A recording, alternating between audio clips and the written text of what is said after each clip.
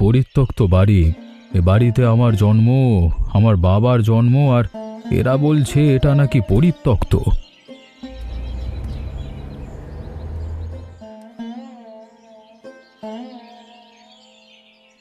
বাবা, আমি সব জেনে এসেছি।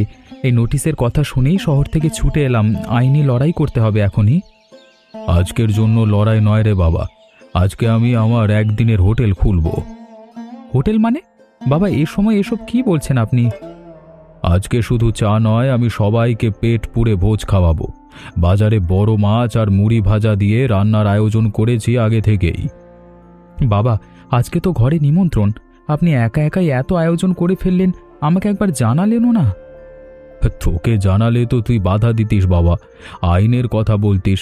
কিন্তু আমি জানি এই বাড়ি বাঁচানোর আসল উপায় হলো মানুষকে বাড়িতে ডেকে আনা। আচ্ছা বাবা, বুঝলাম। আমি আপনাকে সাহায্য করি তাহলে। কি কি লাগবে বলুন। বাজার থেকে আনা মাছটা একটু ধুয়ে রাখতে হবে, আর মুড়ি ভাজাগুলো কড়াইতে ভেজে নিতে হবে। তুই শহরে থেকে হাত পাকিয়েছিস নাকি সব ভুলে গেছিস রান্নার কাজ? একটু দেখি তো। ভুলিনি বাবা, শুধু চর্চা কম হয় এখন। কিন্তু আজকে দেখিয়ে দেব, আপনার ছেলে এখনো ভালো রাঁধতে জানে। সেই তো ভালো কথা। চল তাহলে, বেশি দেরি করলে চলবে না, বেলা বাড়ছে দ্রুত। বাবা, এত বড় মাছ কোথা থেকে জোগাড় করলেন? এই মাছ তো একদম টাটকা দেখাচ্ছে। ভোর হওয়ার আগেই বাজারে গিয়েছিলাম রে, জেলেদের কাছ থেকে সরাসরি কিনে এনেছি। টাটকা মাছ ছাড়া কি আর ভালো রান্না হয়?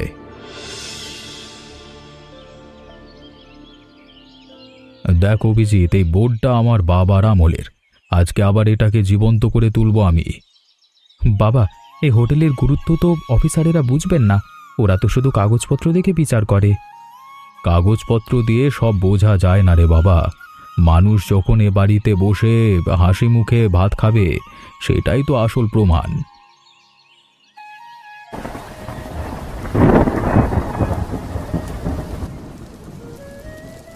এই বৃষ্টি আমার ডাক রে অভিজিৎ, আজকে সবাইকে নিয়ে বসতে হবে এ বাড়িতে, দেখিস।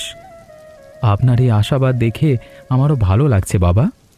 এই মাটির গন্ধ, বৃষ্টির শব্দ, রান্নার ধোঁয়া, এসব ছেড়ে আমি কোথাও যেতে পারবো না অভিজিৎ।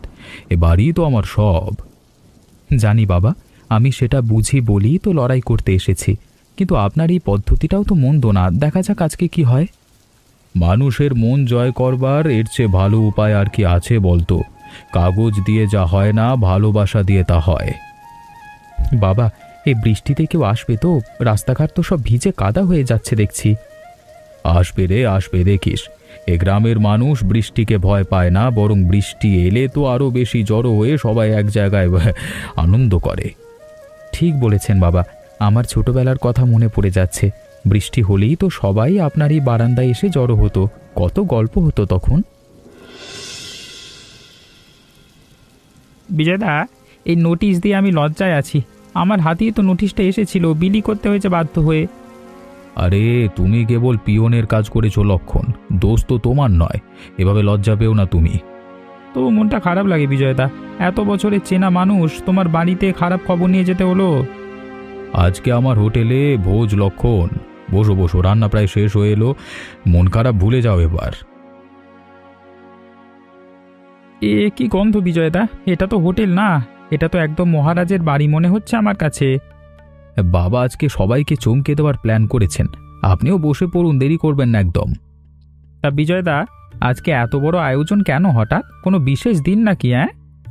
বিশেষ দিন বলতে হ্যাঁ, বলতেই পারি সেটাকে। আজকে থেকে আমি ঠিক করেছি এ বাড়িকে সবার বাড়ি বানিয়ে ফেলবো। যে যখন আসবে তাকেই খাওয়াবো। বাহ বিজয়দা, এ তো দারুণ চিন্তা। তোমার মতো মানুষ এই গ্রামে সত্যিই কম আছে। কম আছি বলি তো আরো বেশি করে চেষ্টা করা উচিত, তাই না লক্ষণ? তুমিও তো রোজ এই বৃষ্টিতে সাইকেল চালিয়ে চিঠি বিলি করো, তোমার পরিশ্রম তো কম না। এই সামান্য কাজ আর তোমার এই বড় মনের তুলনা হয় না বিজয়দা। তুমি সত্যি অন্যরকম মানুষ। বাবার সামনে এত প্রশংসা করলে উনি লজ্জা পেয়ে যাবেন। চলুন, ততক্ষণে রান্নাটা একটু এগিয়ে দিই সবাই মিলে। তাই তো করা উচিত। বসে থেকে গল্প করলে তো আর রান্না এগোবে না। বলো কি করতে হবে, আমি হাত লাগাচ্ছি এক্ষুনি।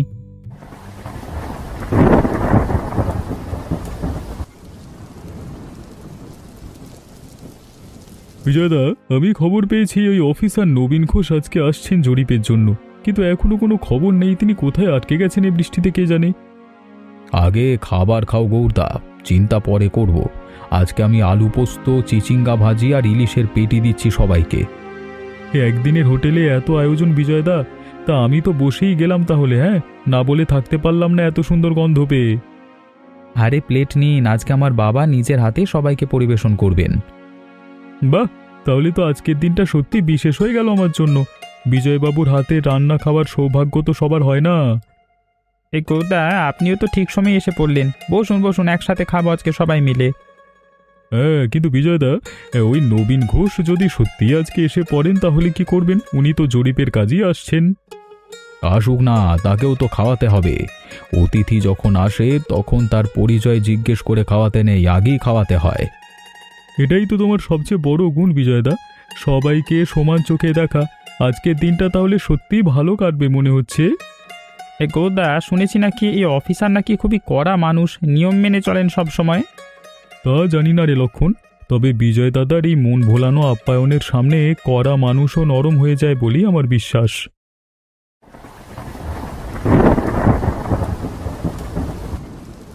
আমি নবীন ঘোষ, জেলা পরিষদ থেকে জরিপ করতে এসেছিলাম।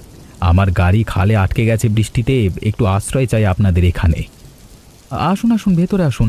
আমার বাবা আজকে হোটেল খুলেছেন, আর না খেয়ে আজকে কেউই যেতে পারবে না এই বাড়ি থেকে। হোটেল? এই বৃষ্টির মধ্যে হোটেল খুলেছেন উনি?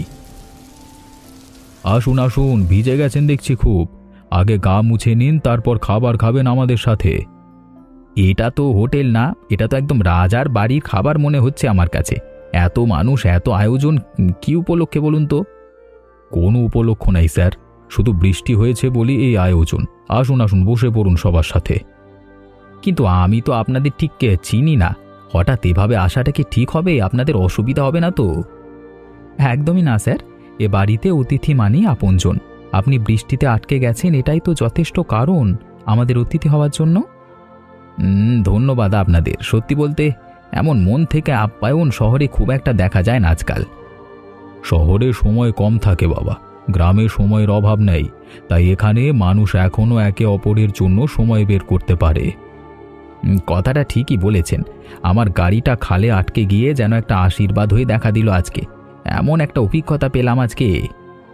স্যার, আপনার গাড়ির জন্য চিন্তা করবেন না, বৃষ্টি একটু কমলেই লোক পাঠিয়ে ব্যবস্থা করে দেব। আপাতত আসুন, আরাম করে বসুন। ধন্যবাদ। আচ্ছা, এই বাড়িটা তো বেশ পুরনো মনে হচ্ছে। কতদিনের বাড়ি এটা? আমার বাবার আমল থেকে বাড়ি আছে স্যার, 3 পুরুষ ধরে মাটিতেই আমাদের শেকড়। হ্যাঁ, বাহ, এমন পুরনো দিনের বাড়ি তো এখন কমই দেখা যায়।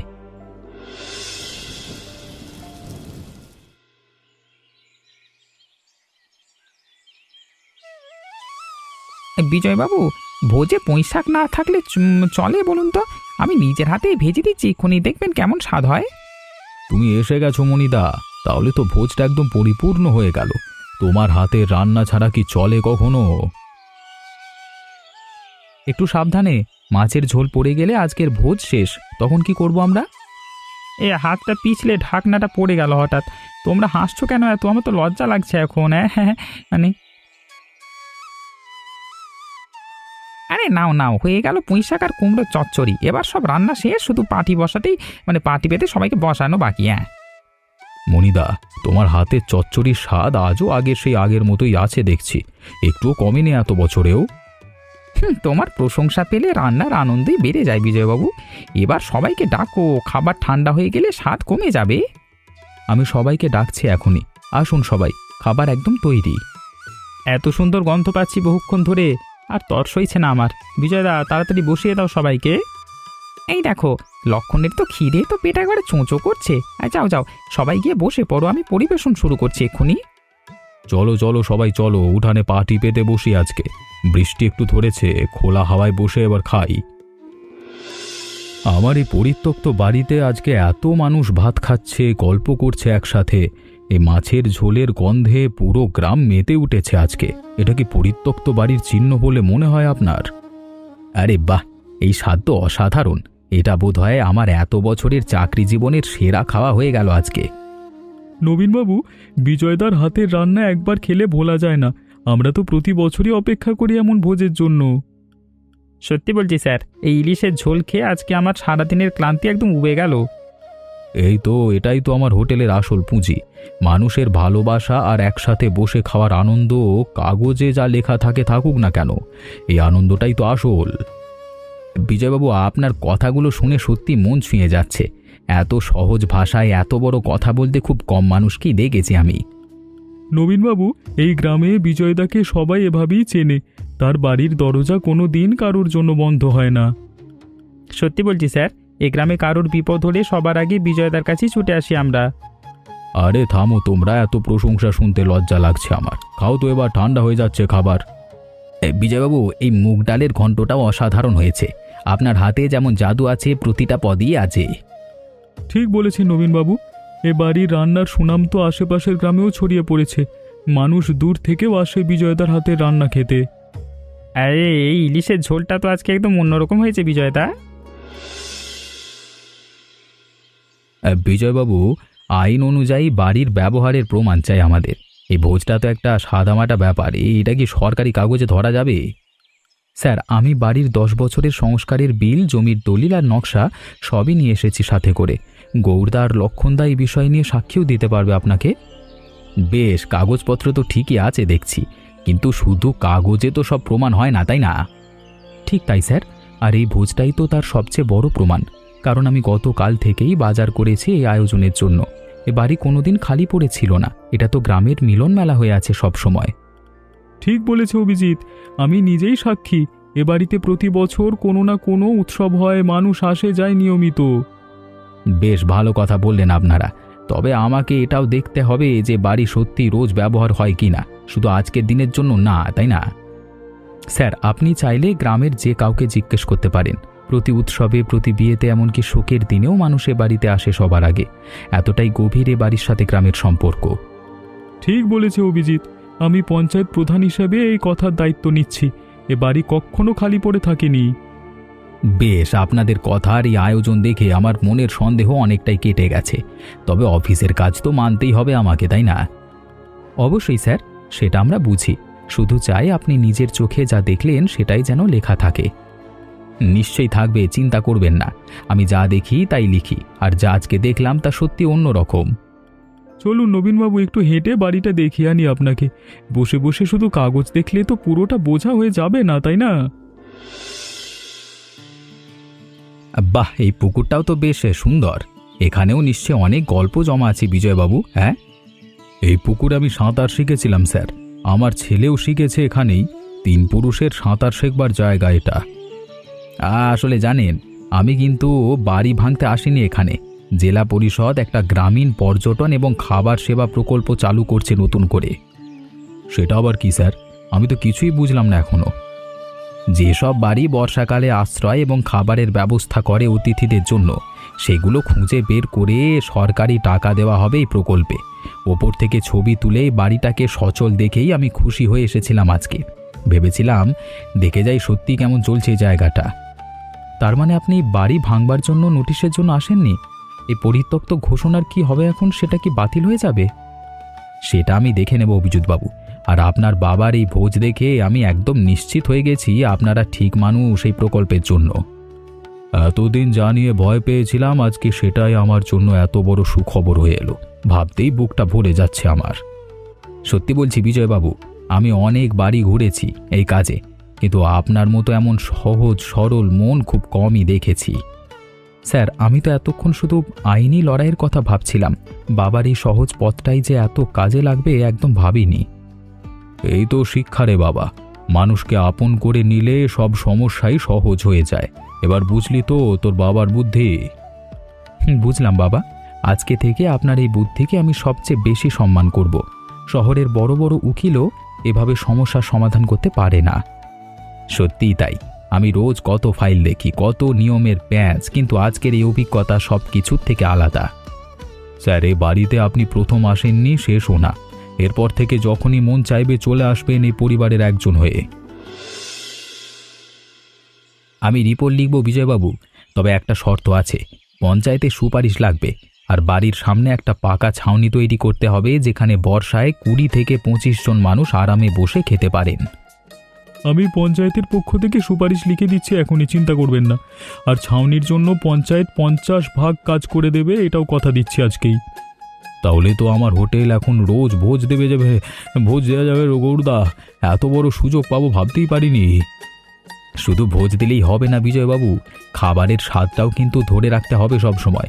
এই মানের রান্না যেন কখনো কমে না যায়। সেটা নিয়ে চিন্তা নেই নবীনবাবু, বিজয়দার হাতের রান্না আর মণিদার সাহায্য থাকলে স্বাদ কমার প্রশ্নই ওঠে না। আর তাহলে তো ঠিকই আছে সব। আমি অফিসে ফিরেই রিপোর্টটা জমা দেব। আশা করি 1 মাসের মধ্যেই সব ঠিক হয়ে যাবে। আপনার এই সাহায্যের কথা আমি কোনোদিন ভুলব না স্যার। আপনি না এলে আজকের এই সুখবরটা পেতামই না। আরে না না, ধন্যবাদ তো আমার দেওয়া উচিত আপনাদের। এমন একটা ভোজ আর এমন একটা মন থেকে ভালোবাসা, এটাই তো আমার কাজের আসল প্রাপ্তি।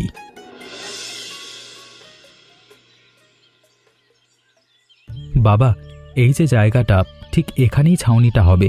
আমি আগে থেকেই একটা নকশা এঁকেছিলাম আপনাকে দেখানোর জন্য, দেখুন।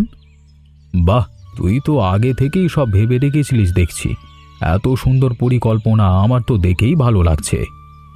সাবধান, দই যেন নকশায় না মাখে, না হলে এই সুন্দর প্ল্যানটাই নষ্ট হয়ে যাবে। উফ, আজকে আমার হাত থেকে সব কিছুই পড়ে যাচ্ছে দেখছি বাবা। মাফ করে দাও অভিজিৎ ভাই, এত ভালো নকশা দেখে অবাক হয়ে গেছিলাম। লক্ষণের হাত আজকে থেকে সত্যি বিপজ্জনক হয়ে উঠেছে দেখছি। সবাই সাবধানে থেকো তার পাশে। সত্যিই দারুণ পরিকল্পনা করেছিস অভিজিৎ, কিন্তু এত টাকা খরচা হবে না? মানে এসব করতে গিয়ে খরচা হবে না টাকা? বাবা, এই খরচের কথা আপনি ভাববেন না। শহরে আমার চাকরি ভালোই চলছে, এ বাড়ির জন্য এটুকু তো করতেই পারি। তুই এত ভাবিস আমাদের জন্য, এটাই তো আমার সবচেয়ে বড় পাওয়া রে বাবা। ঠিক আছে, তোর পরিকল্পনা মতোই এগুই তাহলে। বাহ অভিজিৎ, বেশ সুন্দর করে এঁকেছো তো। ছাউনিটা এখানে হলে তো পুরো উঠোনটাই অন্যরকম দেখাবে। ঠিক তাই গৌরদা, আর এই জায়গাটাই তখন হবে আমাদের সবার বসবার আসল জায়গা, যেখানে সবাই একসাথে বসে খেতে পারবে আরামে, বৃষ্টি হোক আর রোদ। এই তো একদম শহরের মতো নকশা। আমাদের গ্রামেও এখন এমন সুন্দর জায়গা হবে দেখছি। লক্ষণ, এবার তো তোমার হাত সামলে রাখতে হবে সারাক্ষণ, নইলে সুন্দর নকশাটাও কোনো একদিন হারিয়ে যাবে তোমার হাতের গুণে।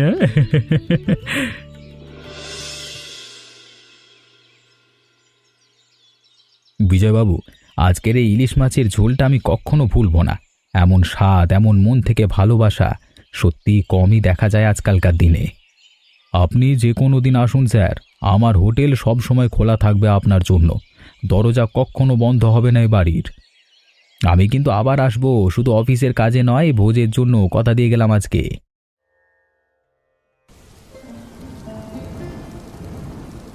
এসব কি করছেন? খাবার তো এখানেই রেখে দিলেই হতো। বৃষ্টি মানেই তো খাবার ভাগাভাগি করা অভিজিৎ। গ্রামের আরও কয়েকজন আছে যারা আজকে বৃষ্টিতে বেরোতে পারেনি, তাদের কাছে একটু পাঠিয়ে দিই। এই তো, এটাই তো আসল কথা মনিদা। ভোজ শুধু নিজেদের জন্য না, সবার জন্যই তো হওয়া উচিত। আপনি আর বাবা মিলে এই গ্রামটাকে একটা পরিবার বানিয়ে ফেলেছেন দেখছি। আমার তো দেখেই গর্ব হচ্ছে।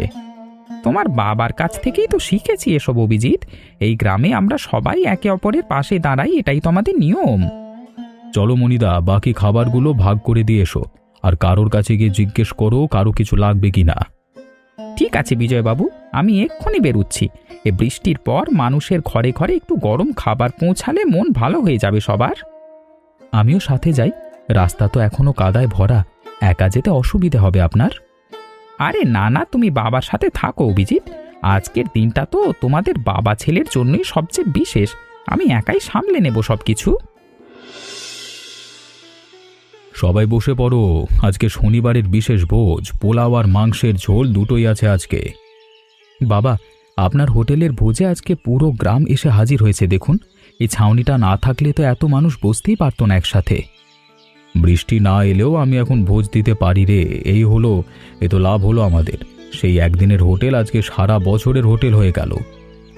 বিজয়দা, পঞ্চায়েতের পক্ষ থেকে বলছি, এই ছাউনিটা এখন গ্রামের গর্ব হয়ে দাঁড়িয়েছে। আরও অনেক পরিবার এখান থেকে শিখেছে কিভাবে মানুষকে আপন করে নিতে হয়। গৌরদা, তোমাদের সবার সাহায্য ছাড়া ছাউনি কখনো তৈরি হতো না। এই কৃতিত্ব শুধু আমার একার নয়, পুরো গ্রামের। ঠিক বলেছেন বাবা, এই 3 মাসে আমি দেখেছি কিভাবে সবাই মিলে একটা স্বপ্নকে সত্যি করে তুলেছে।